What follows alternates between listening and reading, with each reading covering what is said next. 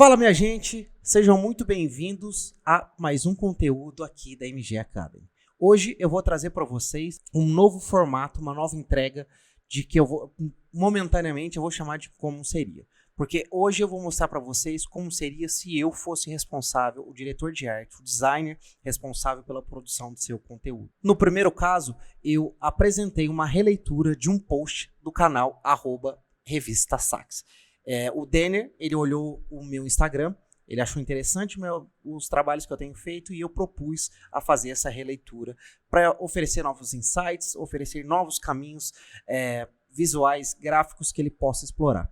Tá certo? Então, eu peço que você fique comigo, porque se você produz conteúdo, eu tenho certeza que isso aqui será muito útil para você, porque vai te ajudar a organizar seus pensamentos e te colocar no nível, no step acima do que você está hoje, tá certo? A apresentação acontecerá dentro do Photoshop, porque eu quero que você já vá familiarizando com a ferramenta, porque em breve eu vou trazer mais conteúdos práticos sobre a ferramenta, sobre o Photoshop, tá certo? Vamos para o Photoshop? Então, aqui eu vou só para deixar claro, eu vou mostrar aqui, esse aqui é meu Instagram, @_MG Academy. Se você me segue, se você não me segue, é só ir lá, se quiser me chamar, bater um papo, é só me chamar que eu estou à disposição, tá certo? Então, vamos lá. Esse aqui é o post que o Denner fez para a revista Sax. Ele trabalha o conteúdo dele como se fosse uma revista. Então perceba que cada slide do post dele, cada lâmina do post dele é como se fosse uma página da revista. Então ele coloca áudio, coloca alguns vídeos aqui, é bem interessante. Então, se você quiser dar uma olhada, é só ir lá @Revista Sax que você vai conferir o conteúdo dele. Então, como eu disse, essa aqui é o post que eu me propus a trazer um novo olhar para ele, né? E eu vou abrir aqui agora o Photoshop para dar uma olhadinha no meu processo de criação. Então vamos lá. A primeira coisa que eu gostaria de apresentar é um conceito que eu trago junto comigo, que eu li isso daqui no livro do Steve Jobs, que é design é função, não forma. E quando eu penso nisso, eu tento entendê-lo da maneira mais subjetiva possível. O que eu quero dizer com isso? Eu entendo que o design ele não é a forma em si, a questão tangível em si. Ela é muito mais. Ela tem que exercer uma função e, acima de tudo, sabendo disso, você precisa entender qual função você quer que ela exerça. Tá certo? Então, a primeira coisa que eu quero que você entenda, esse aqui é o primeiro insight que eu trabalho dentro de mim para tentar entender qual que é a função do design nesse caso específico. Então, veja só, o design para mim ele é uma ferramenta muito maior. Ele não é só questões gráficas, né, visuais. Então, eu aplico o design para resolver qualquer tipo de problema. E o problema que eu tenho hoje em mãos é a releitura de um post. Então, eu vou aplicar os conhecimentos, os conceitos que eu tenho a respeito do design para resolver este problema, tá certo? Entendido essa questão de que design é função e não forma, eu sustento esse pensamento em 3 vertentes básicas, que são elas aqui, ó, a rede semântica visual, a identidade visual e a padronagem dos elementos gráficos. Em cima deste tripé, eu sustento todos os pensamentos que virão a seguir. O que eu quero dizer com isso? A rede semântica ela é um conceito bastante conhecido por principalmente redator publicitário, que essa rede semântica ela permite você alcançar alguns adjetivos, alguns termos associativos do objetivo principal inicial seu. Então aqui eu trouxe aqui um exemplo. Então eu trouxe, por exemplo, gato. A gente pode pegar gato, mamífero, que daqui a gente pode pensar já alguma associação com baleia. Também de mamífero a gente pode pensar em pelo, que eu posso trazer já outro pensamento, que é o urso, peixe, porque ele se alimenta, e é um ponto em comum com o gato, e assim por diante. Do mesmo jeito que essa rede semântica ela funciona para questões textuais, eu trago para a questão visual também. E isso é um exercício riquíssimo, porque me oferece ferramentas, conhecimentos e, acima de tudo, terrenos onde eu posso explorar que até então não eram utilizados. tá certo? O segundo ponto é a identidade visual. Nesse caso aqui, o Denner, ele é um cara, pelo que a maneira que ele se apresentou, ele falou que é um cara leigo, que ele está estudando agora. E essa marca foi ele quem desenhou. Então, eu vou já de antemão, já parabenizo o Denner pelo desenho da marca dele, que eu achei que é uma marca bastante interessante. Tem algumas coisinhas ou outra que podem ser melhoradas, mas de início eu achei bastante legal. É uma marca bastante ousada, corajosa, e todos esses adjetivos eu posso trazer para a proposta visual.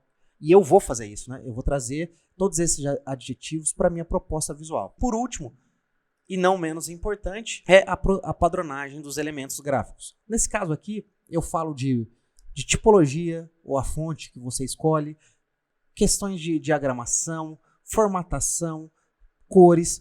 Todos esses elementos eles vão criar unidade no trabalho que você está fazendo, entendeu? Então, para esse trabalho que eu fiz aqui, como eu percebi, você pode dar uma olhada, esse aqui é um dos posts dele, né?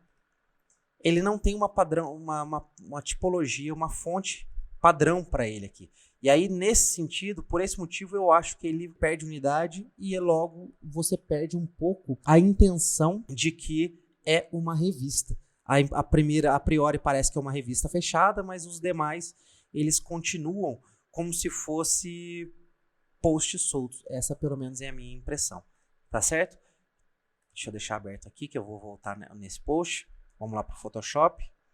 Então, como este é um ponto que eu achei que deveria ser padronizado, eu escolhi essa fonte, a Cinzel Decorative. É uma fonte que vem no pacote Adobe. Então, se você não assina o pacote Adobe, eu sugiro fortemente que você o faça, porque este é um dos grandes benefícios que você terá da assinatura, que é usar as fontes que eles disponibilizam para você. Então, além disso, na combinação de todos esses elementos, eu cheguei neste trabalho aqui. Vou deixar ele mais... Vou dar um zoom nele aqui só para vocês darem uma olhada. Tá certo? Ó, eu trouxe índice, que é uma coisa que eu senti que fazia falta. Ele já fazia uma espécie de índice lá no corpo do texto. Eu trouxe para o post, já que a gente pode usar até 10 lâminas, né, na postagem no Instagram.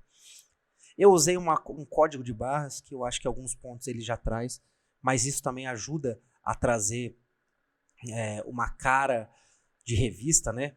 Coloquei edição, data da publicação, tudo pensado como se fosse de fato uma revista. Além disso, eu trouxe um tom de cor diferente para as imagens, eu dei uma desaturada nela, que me ofereceu também uma paleta de cor totalmente diferente. Até mesmo as fotos coloridas, eu trouxe um tom diferente para elas. Vejam só que quando você tem uma tipologia, uma fonte padronizada, você consegue ter uma unidade maior para se expressar, para trazer essa sensação, esse pensamento de que é uma revista, não é?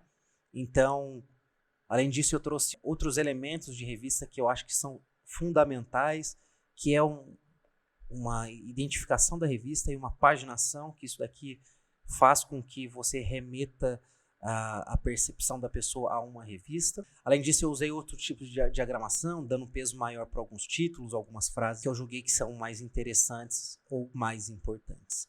Tá certo? Essa aqui foi o resultado final. Além disso, eu sugeriria fortemente que o Denner, além de essa postagem, esse carrossel, eu iniciaria com uma série de mockups para ele poder representar visualmente, para já começar a induzir a pessoa a entender que isso daqui era uma revista. Isso aqui é um mockup, então é uma coisa que eu não sei se você usa o Canvas, e se para você que usa Canvas, eu não sei se dá para aplicar isso daqui lá no Canvas. Mas essa é uma vantagem do Photoshop, que isso daqui você pega o mockup e aplica, né, o seu conteúdo nele.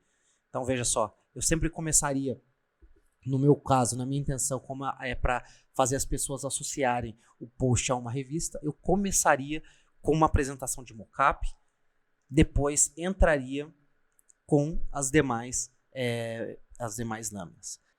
Este é o resultado final do trabalho. Eu espero que vocês tenham gostado. À medida que eu for fazendo mais releituras, eu tenho certeza que eu vou ficando mais craque também na maneira de me expressar, porque quando eu penso é tudo de forma tão automática que quando eu vou tentar fazer isso de forma didática, colocando um passo a passo, eu acabo deixando algumas coisas de fora. Então, à medida que o tempo for passando, a intenção é melhorar, é apresentar mais. E se você achou interessante essa questão aqui, essa proposta de releitura, me chama aqui no Instagram, me chama no direct, que eu tenho certeza absoluta que eu posso fazer isso por você. A gente vai bater um papo, eu vou alinhar o briefing e eu vou trazer uma proposta de releitura.